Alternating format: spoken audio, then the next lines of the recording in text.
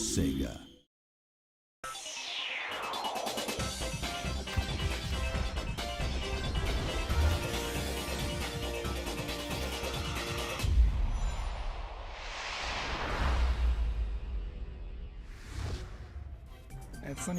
I brought with me some old sketches from Sonic CD. Since this title was going to be for the newly introduced Mega CD hardware, we wanted to give it a different touch. So with the logo, you'll see that we used a gold color combined with textured material, but at the same time retained the pop feeling and style.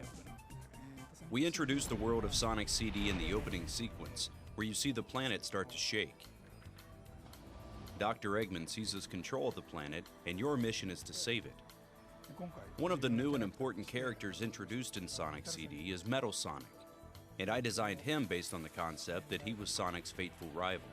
In order for Metal Sonic, who is a robot, to have the ability to move as fast as Sonic, we came up with several ideas, but ultimately landed with a design based on a jet engine. Similar to a drag racer, the high-powered engine would allow him to blast away at high speeds.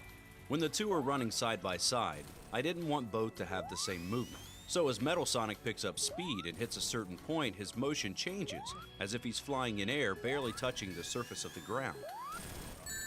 There is another character who makes an appearance. It's Amy Rose, and this is the illustration of her.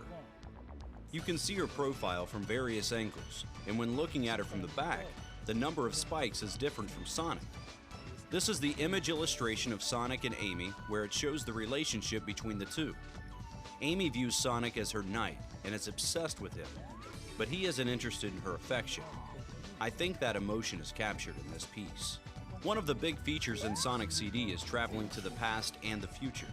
For those scenes, I drew inspiration from various films, books, artwork, and illustrations, including Back to the Future. As Sonic starts running and gains momentum, lights and sparks fly, and he's taken to a different time period. I tried to show that in this piece here. So here we have the various robots, Dr. Eggman's creation and enemies in Sonic CD. Many designs were based on insects and bugs such as cicadas, ladybugs, a bee, basket worm. They tend to have a very cute style.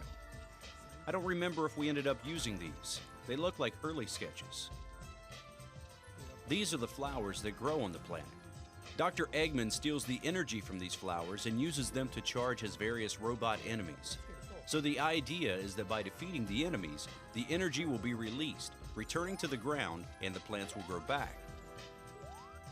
We also have here some sketches of the boss characters. Dr. Eggman is inside these mechs, and he appears in every stage acting as a boss. We wanted to make sure the boss designs complemented the design of the stage. This one here says Round 8 Boss, and I think we had this one too. And this one from earlier. As for the various stages, this is the final stage, where Dr. Eggman's face is carved into a gigantic mountain. We also experimented with various colors. For example, color palettes for specific stages, or colors we thought would be fitting for the future scenes.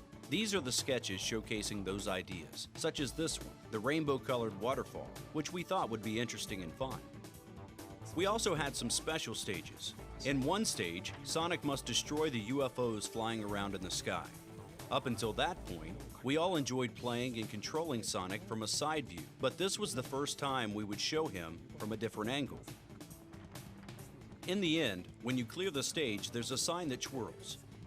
If Sonic is successful, you see this thumbs up sign, and this other sketch is when you are not successful, a thumbs down. Well, I think that's about it. Hopefully you'll pick up on these things in game.